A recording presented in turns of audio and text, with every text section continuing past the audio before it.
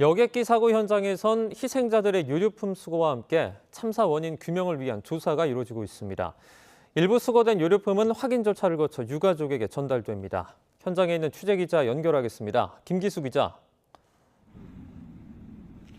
네, 무안국제공항 사고 현장에 나와 있습니다. 네, 현재 어떤 작업이 진행 중이죠?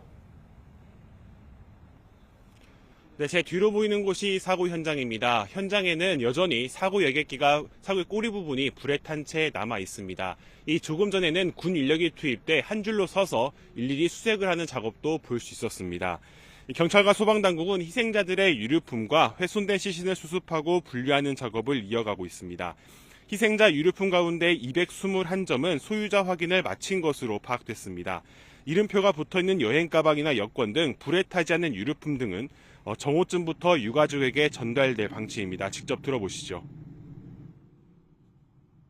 리스트를 작성해서 저희들이 소유자의 가족분들께서 보시고 확인하고 또 원하시면 인계를 찾아가실 수 있도록 하는 절차를 진행할 텐데요.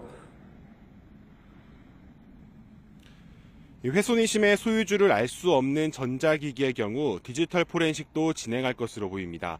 또 공항 주차장에 주차된 희생자 차량에 대해서도 유가족에게 인계하는 방안도 검토 중인데 내일 구체적인 절차가 유가족들에게 안내될 방침입니다.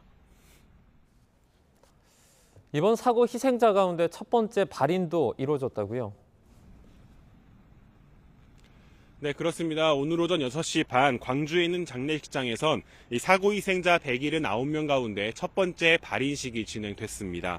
오후에는 고향에 다녀오다 변을 당한 태국 여성의 발인이 이루어질 예정입니다.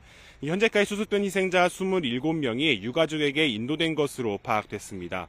오늘 국과수에서 추가로 65명의 DNA 확인 결과를 제공할 예정입니다. 박상우 국토교통부 장관은 국과수로부터 희생자 65분의 DNA 감정 결과를 통보받아 관련 조치 후 오늘 중 시신이 유가족에게 인계될 수 있도록 조치하겠다고 밝혔습니다. 다만 가능한 온전한 시신 형태로 유가족에게 인도될 방침이어서 희생자 전체에 대한 인도까진 상당 시간이 소요될 전망입니다. 사고 원인에 대한 정부 조사 진행 상황 전해주시죠. 네, 정부는 사고 여객기의 블랙박스 분석에 주력하고 있습니다. 여객기 블랙박스는 비행기록 장치와 음성기록 장치로 나뉩니다. 비행기록 장치는 항공기의 마지막 25시간 동안의 모든 움직임이 기록된 핵심 장치입니다. 그런데 이번 사고 충돌 과정에서 연결 커넥터가 분실돼 국내사고조사위원회가 정보를 추출하는 데 실패했습니다.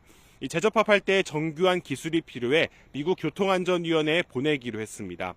다만 음성 기록 장치의 경우 비교적 온전한 상태여서 어제부터 추출된 정보를 음성 파일로 변환하는 작업이 시작됐습니다.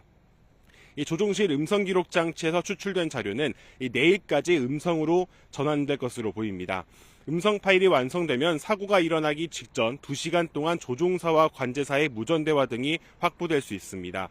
이 부분이 완료되면 제주항공 여객기 참사 원인을 규명할 수 있는 첫 단추가 될 것으로 보입니다. 지금까지 무안국제공항 사고 현장에서 YTN 김기수입니다.